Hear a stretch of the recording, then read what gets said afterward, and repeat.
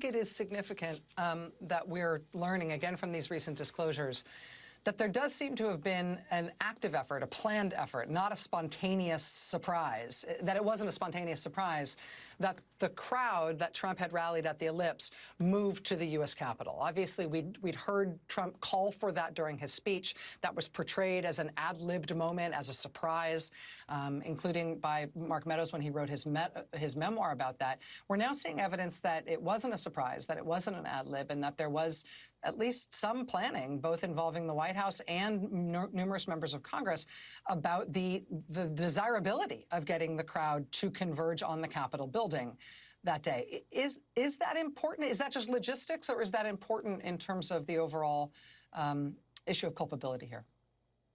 I think it's very important to the degree that members of Congress or the White House, the former president, had as a part of their plan to bring that mob to the Capitol. This was a way, even short of breaking into the building, of trying to disrupt the joint session going on inside.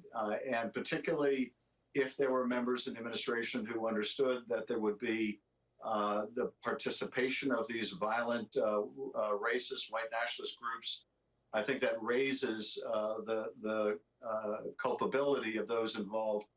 I would also say, you asked whether Marjorie Taylor Greene or other members of Congress were violating the law. One thing is abundantly clear, and that is they were violating their oath of office. They were violating their pledge to uphold the Constitution.